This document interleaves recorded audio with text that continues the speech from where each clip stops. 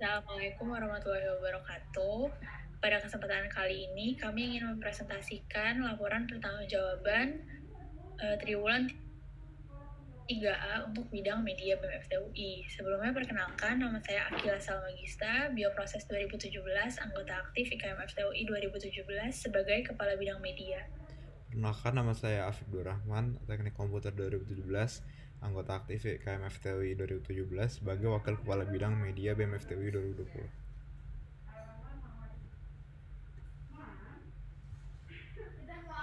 Untuk pencapaian arahan bidang, yang pertama adalah menjadi koordinator media sosial BEM FTUI sebagai media penyampaian nilai dan informasi sudah tercapai dengan evaluasi di mana selama triwulan 3A, media sudah melakukan tugasnya sebagai koordinator media sosial BEM FTUI sebagai media penyampaian informasi.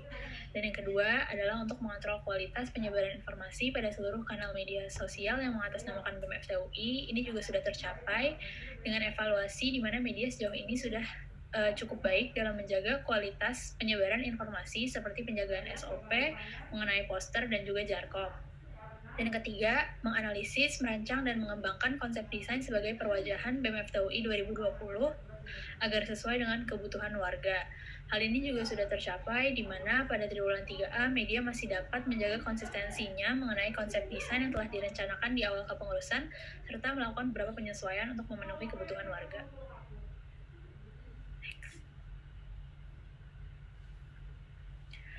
Arahan bidang yang keempat adalah sebagai koordinator publikasi fisik dan non-fisik terkait kegiatan maupun informasi dari bidang yang bersangkutan. Arahan ini sudah tercapai dengan evaluasi di mana pada triwulan 3A tidak ada publikasi fisik dan untuk publikasi non-fisik seperti penitipan jarkom sudah terkoordinir dengan baik. Arahan berikutnya adalah membuat video profil lembaga yang memperkenalkan BEM FTUI 2020 kepada warga maupun stakeholder eksternal IKM FTUI.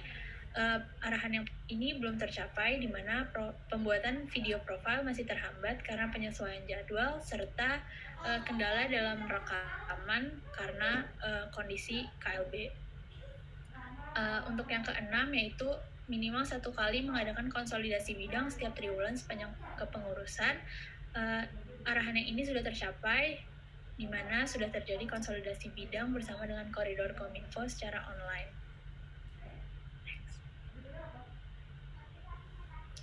Arahan yang ketujuh adalah mengikuti dan hasil kesepakatan untuk teknik.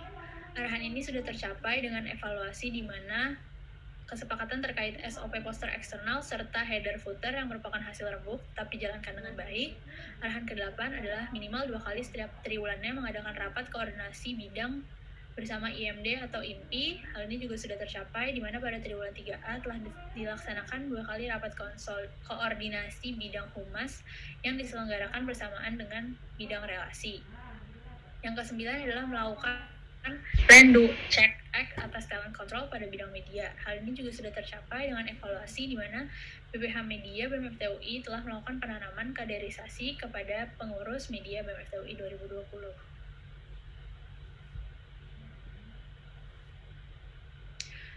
Dan yang terakhir adalah sebagai proaktif berkoordinasi dengan stakeholder internal IKM FTUI terkait manifestasi BEM FTUI sebagai katalis yang responsif dan harmonis. Hal ini juga sudah tercapai dengan implementasinya yaitu menjadi penggerak utama dalam melakukan publikasi mengenai kegiatan perkuliahan selama masa pandemi bersama dengan koridor Adkesma seperti mempublikasikan surat edaran yang dikeluarkan oleh pihak UI ataupun dekanat.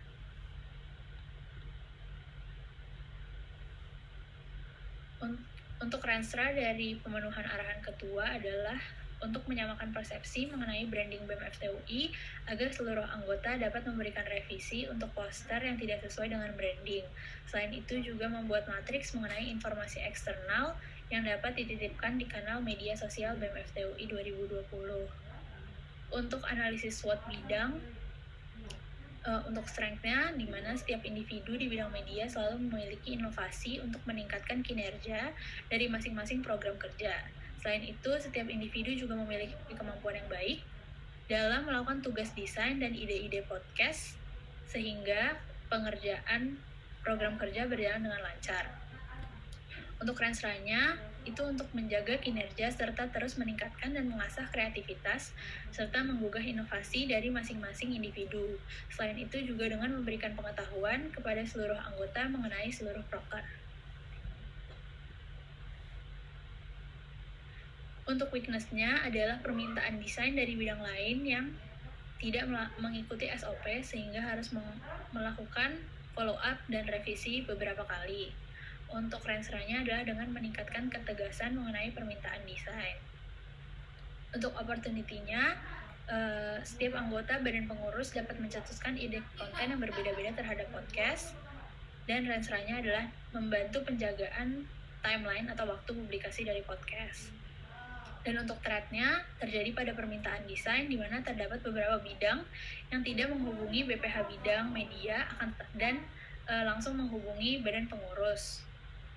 Untuk range-nya adalah dengan menegaskan kembali terhadap bidang yang bersangkutan dan bidang-bidang BMFTUI lainnya mengenai alur permintaan desain.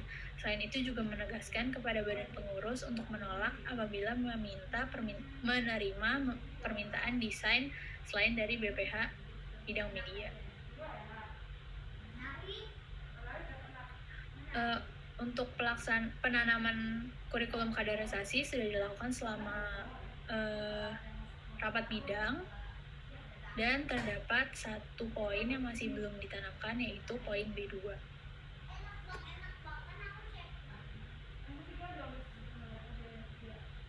Untuk gambaran umum koordinasi, yang pertama adalah koordinasi BPH dengan BP. Koordinasi dari BPH dan BP sudah lebih banyak dilakukan melalui grup media serta multi-chat masing-masing dari program kerja. Sedangkan untuk pendelegasian tugas desain, BPH lebih sering menghubungi BP secara personal chat karena akan mendapatkan respon yang lebih cepat. Selain itu, BP juga sudah cukup aktif di grup ketika pembahasan yang dilakukan tidak mengenai pekerjaan. Dan secara emosional, BP dan anggota bidang lainnya sudah dapat membuka diri dengan menceritakan kehidupan pribadinya pada kegiatan rapat. Dan untuk koordinasi BPH dengan BPH sudah terjadi dengan cukup baik, di mana koordinasi biasanya dilakukan di grup BPH dengan koordinator bidang, sedangkan koordinasi BPH dengan BPH bidang lain dapat dikatakan cukup baik didukung dengan adanya multi-chat BPH bidang media, BP yang menjadi sahabat bidang, serta BPH dari bidang terkait. Sehingga permintaan desain banyak dilakukan melalui multi-chat tersebut. Namun, terdapat beberapa BPH yang masih menghubungi BP untuk permintaan desain.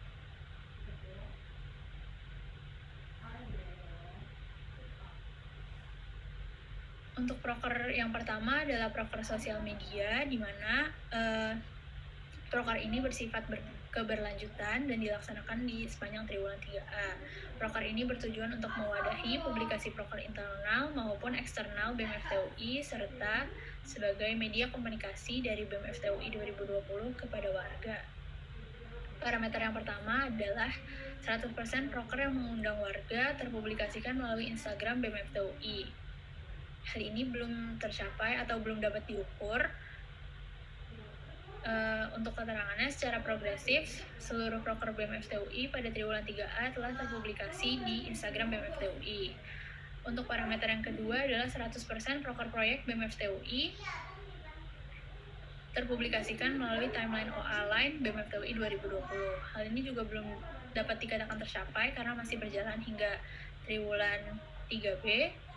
Namun secara progresif, seluruh proker BMFTUI pada triwulan 3A telah terpublikasi melalui OA Line BMFTUI.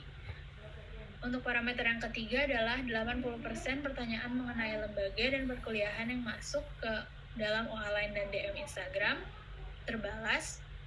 Hal ini juga belum tercapai karena proker ini masih berjalan hingga triwulan 3B. Namun secara progresif, pesanan terbalas di triwulan ini adalah 63% dari 54 pesan yang diterima.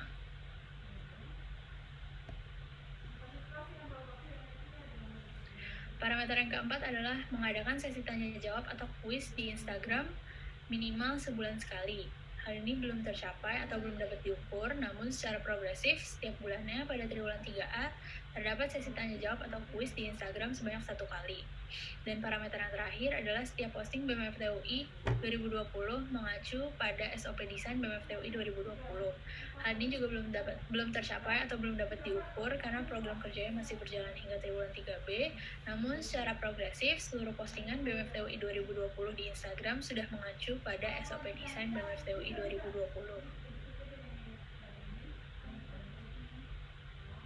Untuk keefektifan bentuk dari program kerja ini dapat dikatakan sudah cukup efektif dan memenuhi poin GBPKD C1 dengan melakukan komunikasi dengan warga melalui chat OA dan DM Instagram. Untuk poin C4, penyebaran informasi juga sudah efektif dengan digunakannya beberapa kanal media sosial dengan harapan informasi yang dikeluarkan oleh BMFTUI semakin tersebar luas. Untuk teknis pelaksanaannya sudah cukup memuaskan, namun terkadang masih terdapat keterlambatan dalam posting konten dari BP Media BMFTUI. Untuk waktu pelaksanaannya sudah sesuai dengan rencana awal.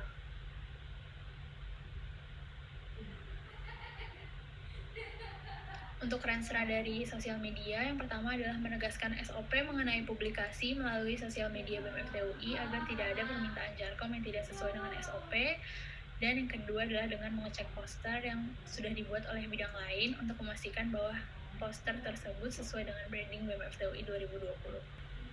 Proker berikutnya adalah proker website. Proker ini bertujuan untuk mewadahi penyampaian informasi kepada warga teknik serta masyarakat umum tentang kegiatan yang telah dilakukan BMFTUI 2020 dalam suatu tahun kepengurusan dalam upaya menjaga eksistensinya. Dengan parameter 1, terdapat struktur kepengurusan BMFTUI 2020 beserta penjelasan bidang BMFTUI 2020 pada website. Di sini belum tercapai. Dengan ketercapaian belum ada struktur kepengurusan BMFTUI 2020 dan penjelasan setiap bidang pada website. Kemudian parameter berikutnya adalah terdapat review dan dokumentasi dari setiap proker BMFTUI 2020. Ini juga belum tercapai secara progresif, akan tapi dengan ketercapaiannya belum terdapat review dan dokumentasi dari proker proyek. Kemudian total klik website BMFTUI 2020 bertambah 10.000. Ini juga belum tercapai kan, ketercapaian belum dapat diukur. Jadi evaluasi program kerja ini keefektifan bentuk. Jadi pelaksanaan website belum berjalan pada triwulan 3A. Hal ini dikarenakan website baru selesai diurus saat setelah triwulan A3 selesai. Jadi permasalahan yang server dari kemarin triwulan 1, 2, dan 3A itu